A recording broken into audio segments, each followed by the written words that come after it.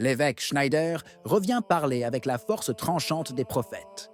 En 1 heure, il a révélé la tromperie d'une Église qui s'adapte au monde au lieu de le guider. Tout catholique devrait l'écouter, car ses paroles contiennent un appel qui ne laisse aucune issue. Soit nous restons dans le compromis des réformes qui vident la foi, soit nous choisissons de revenir au Christ dans sa radicalité. Ces derniers mois, l'évêque Athanasius Schneider a fait entendre sa voix avec force, devenant l'une des voix les plus actives et les plus inconfortables du débat ecclésial. Interviewé par une confrérie mariale, il a abordé sans détour les questions les plus urgentes de la vie de l'Église, pointant du doigt les excès pastoraux et les décisions qui, selon lui, éloignent les fidèles du cœur de la foi catholique. Le ton n'est pas celui de quelqu'un qui cherche un équilibre diplomatique, mais celui de quelqu'un qui veut avertir le peuple de Dieu d'un processus lent mais constant de corrosion. Dans la partie la plus animée du discours, une accusation directe a émergé. Schneider a qualifié la procession du 6 septembre à Saint-Pierre de très triste et de continuation de la confusion créée par le pape François concernant ses comportements. Il ajouta sans hésiter « En ce sens, presque rien n'a changé ni ne s'est amélioré ». Ces mots pèsent lourd car ils placent Léon XIV sur le même plan que son prédécesseur, accusé d'avoir ouvert la porte à une pastorale ambiguë. L'accusation est renforcée par le rappel de l'audience officielle accordée au père James Martin, un jésuite connu pour ses positions sur les questions morales les plus controversées, des photographies souriantes, des messages triomphants et aucune correction de la part du pontife.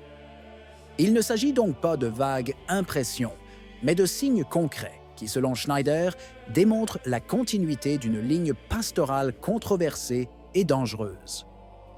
Dans cette perspective, Léon XIV n'apparaît pas comme un correcteur de cap, mais comme l'héritier docile d'une période de rupture, celle inaugurée par François, faite d'ouverture, de concessions et de compromis avec l'esprit du siècle.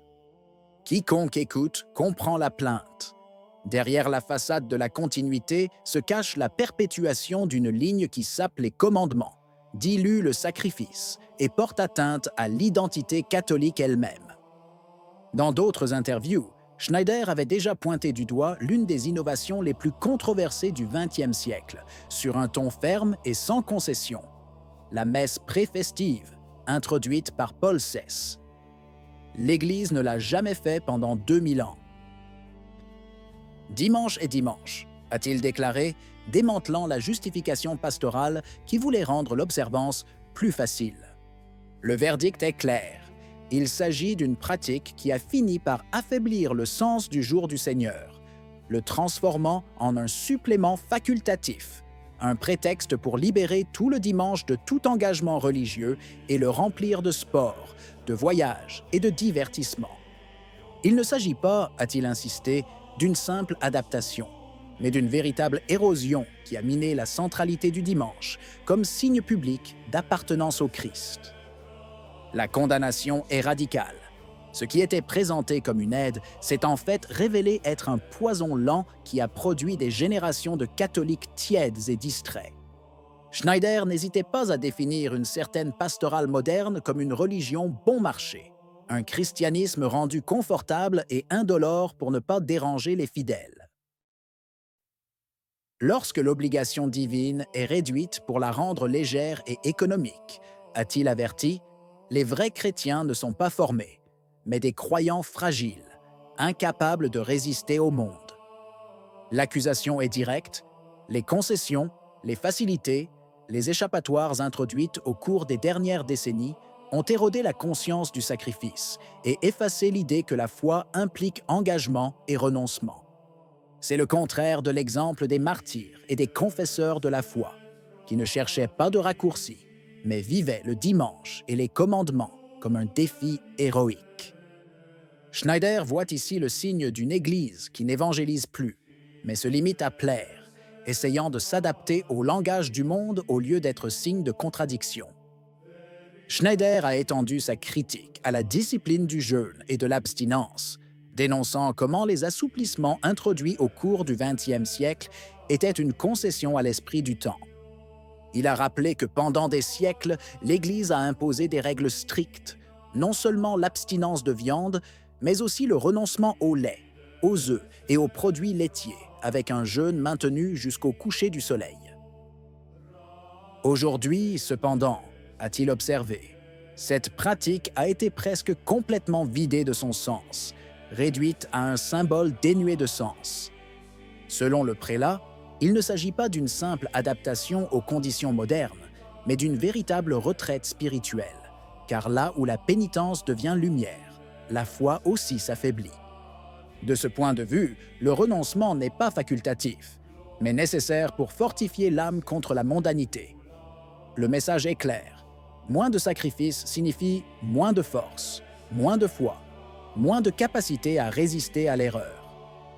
Pour appuyer ses propos, Schneider a cité des exemples concrets de résistance catholique face aux persécutions. Il a évoqué sa grand-mère qui, sous le régime communiste, refusait de travailler le dimanche, déclarant ouvertement « Je suis chrétienne, je ne le ferai pas, vous pouvez me tuer ». Il a raconté comment sa propre famille a parcouru 70 miles aller-retour, juste pour assister à la messe du dimanche, malgré les menaces et les difficultés. Ces épisodes, comparés aux habitudes modernes de convenance et aux excuses pastorales, deviennent des actes d'accusation.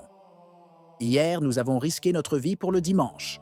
Aujourd'hui, nous la sacrifions pour un jeu, un voyage ou un peu de loisir. L'invitation de l'évêque est claire.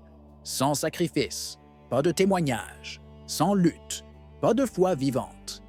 Les compromis pastoraux n'ont jamais produit de saints, seulement des chrétiens tièdes. La fermeture de Schneider n'était pas du tout un rite formel, mais une accusation voilée et en même temps un cri vers le ciel. « Que le Seigneur nous donne de saints papes », a-t-il prié d'une voix ferme, laissant entendre qu'aujourd'hui, le trône de Pierre est entre les mains de dirigeants trop enclins à faire des compromis avec le monde. Il n'a pas cité de nom, mais l'allusion est claire. Nous avons besoin de pasteurs qui ne craignent pas les puissants, qui ne se plient pas aux tendances culturelles, qui ne réduisent pas la foi à un langage complaisant. L'évêque avait esquissé le profil du pape nécessaire, non pas un gestionnaire spirituel, mais un père prêt à sauvegarder la tradition et la liturgie même au prix du sang. Il a rappelé que l'Église a perduré au cours des siècles, précisément grâce à des figures héroïques, et non à des compromis pastoraux. C'est pourquoi son invocation n'est pas un vœu pieux, mais un appel militant. Sans pape saint, prêt à proclamer qu'il n'y a de salut que dans le Christ, l'Église risque de devenir une bureaucratie sans âme. Le message final est clair et prophétique. Soit la papauté redevient le roc inébranlable de la vérité, soit elle continuera à glisser dans les sables du compromis. Pour Schneider, il n'y a pas de juste milieu. Seuls les saints papes peuvent sauver l'Église de la tentation de s'adapter au siècle. Qu'en pensez-vous? Si vous avez aimé la vidéo, laissez un commentaire. Amen. Que Dieu vous bénisse.